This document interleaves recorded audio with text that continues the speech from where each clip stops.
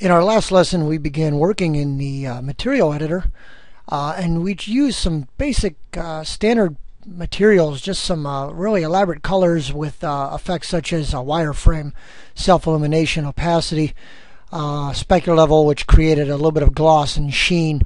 But what we're going to do now is start taking a 2D graphic, a 2D raster graphic, such as a JPEG, PNG, bitmap, those type of graphics, and we're going to bring them in and apply them into a 3D object. Now we can't just drag and drop them on there. It doesn't work that way. What we have to do is go into our standard material. So if you're working in any other material, such as architectural design or whatever like that, always hit standard to do this. Now that's going to pretty much reset any of the, depending on what slot you're in, reset, even wipe out what's happening here. But now in our standard mode, we have the word maps, and we're going to apply something called an image map, and that's a 2D picture on a 3D surface. Now when we open up the word maps, we get the maps rollout, and each one of these categories represents a certain attribute or property of a material. Diffuse is the one that we're going to look at first. Diffuse is pretty much the default color of that object. We're going to overwrite the default color of the object with a graphic, because the graphic's probably going to be more than one color. Some other ones that we're going to look at here eventually, bump. We'll be using that to create bump texturing. Reflection, which is the light bouncing off an object, and then refraction, which is the light bending through an object. These are all pretty important, especially if you're creating water. You need bump, reflection, and refraction to actually make something look like water. But we're going to look at diffuse color here. And to put a map in there, to overwrite the diffuse color, we hit the word none. That opens up your material map browser. Now there are several different categories here, which some of them are pretty obvious, wood, swirl. These are all different effects. We'll be working with ray trace, particle age, noise, gradient. We'll be working with quite a few of those. But to bring in a graphic from somewhere on your computer, we go and use bitmap. Again, bitmap it's a type of file extension, but it's also a generic term for raster graphic, being several different formats. Double click on bitmap, and your window is going to open here. It's going to ask you to navigate out and find the picture you want to bring in. Now I'm going to go ahead and demonstrate where the AutoCAD / Autodesk 3ds Max maps are. If you scroll out and you go all the way to your C drive, and this of course is if you have Macs on your computer, you should follow the same procedure. Autodesk folder can be found in the program files. Now it does say Autodesk, but that's not where I want to go.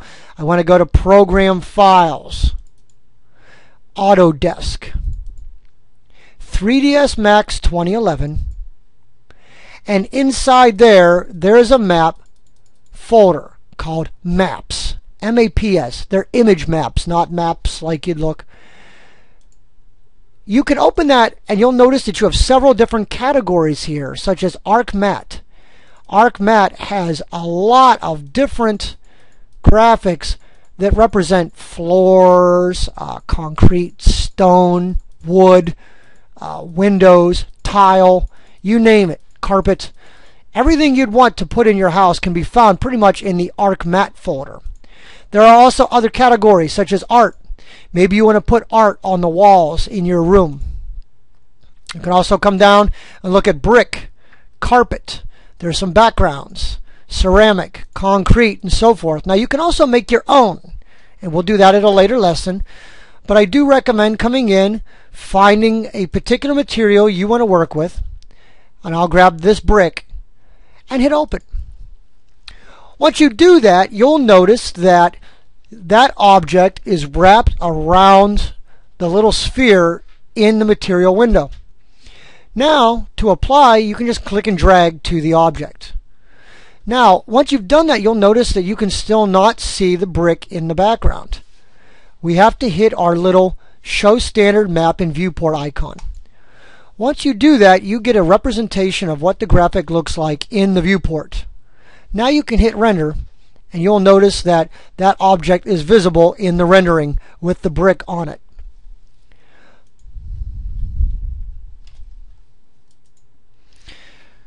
Now there's other instances here that you may want to use this technique. I'll give you another practical example here. I'll create a really thin box. Let's say this is a picture on a wall. And I'll go ahead and move. In fact, I'm just going to delete the teapot and the brick wall. And let's say this is a TV screen or a picture on the wall. Now I'm going to go ahead and select another open slot. Apply the maps. Diffuse color, bitmap, and I'll navigate out. There was a folder called art, and I'll find a piece of artwork here, something that I don't know, something interesting here.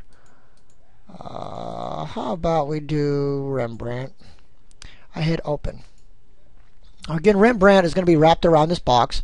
I drag it to the box, which is a picture frame, and notice I don't see anything. I have to turn on the map and viewport.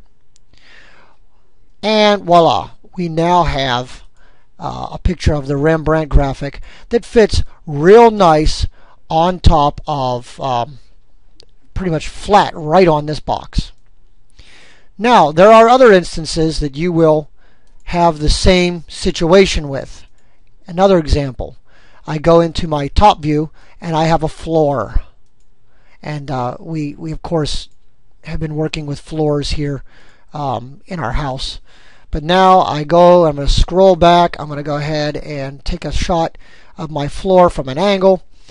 I come back out to my material editor. I grab another empty slot. I go to Maps, None, Bitmap, and this time I'm going to go back into my architectural mat.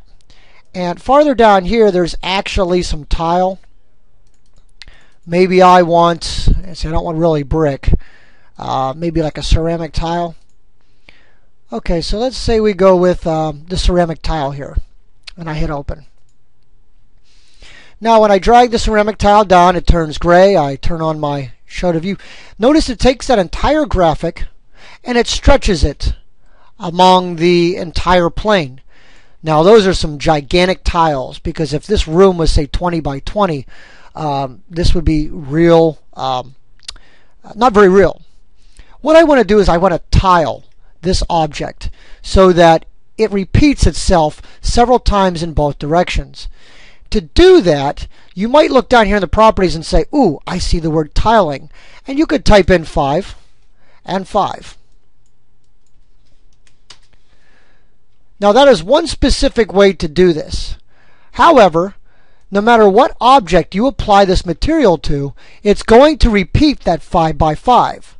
So for instance, if I have another floor, perhaps up here, and I want to apply this material to it, notice that by default it automatically shrinks that material 5 by 5. That tile is smaller than the bigger floor. How do I get those to match? Well, I could make two separate materials and tile them different. Or I could use a modifier called UVW map. And that's where we're going to go with this. I'm going to change my tiling back to 1 and 1. And notice when I do that, it by default still tiles 1 by 1. It's still a different size. To apply the UVW map modifier, we have to select the object that we want to influence. We go into Modify, and at the very bottom of our modifier list, we find UVW map.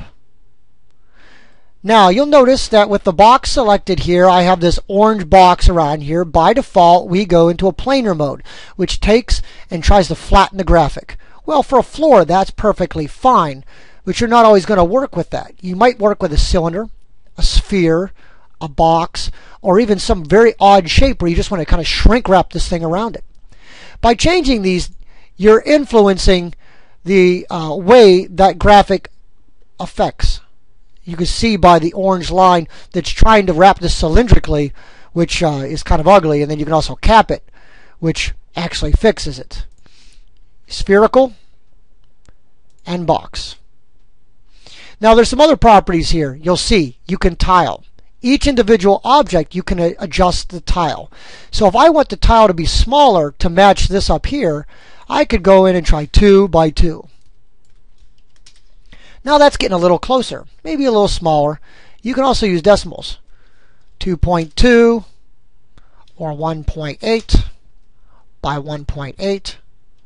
And that number is going to affect how this works. You can also look at the different alignments here. You can align it in the x-axis, the y-axis, or the z-axis. You can also go to fit, and that fits the exact size of that object. Now I have to go back and readjust the tile. So maybe I could tile it 2 by 2, or even 2.2 by 2.2. Notice that as I do this, the tiles get smaller, and it also gets closer to matching the other floor. Okay, so that's a little bit on tiling.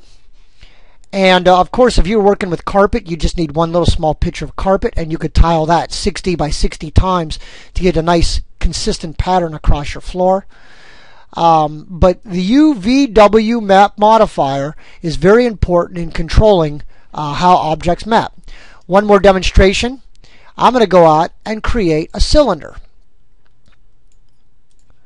And you'll notice that that cylinder is a different shape. Now if I go out and I apply this floor, notice what it does here. It pretty much goes out and it wraps it one way, but it distorts it on the other. I can go in to my modify panel, apply the UVW map, hit cylindrical, cap it, and hit fit, and look how clean that looks. It actually goes and it makes it nice and neat, and I do have this picture kind of hanging out in the middle of it. But that is pretty much just telling Max how you want the object to map. Now we can also go and adjust the maps. Again, 2 makes it smaller on the top, so we can change that back to 1. I can also go 2 in the V direction, which raises up the amount of height, and then 2 in the W direction, which is not going to affect it because there is no W direction here, because this thing is cylindrical. All right, so that's going to conclude this lesson on how to bring image maps in, as well as how to apply the UVW map. In my next lesson, I'm going to show you how to add additional features to image maps, such as reflection and bump. Bump being the area where the grout is, it would show that recessed, as well as reflection, so that one object would reflect off the other.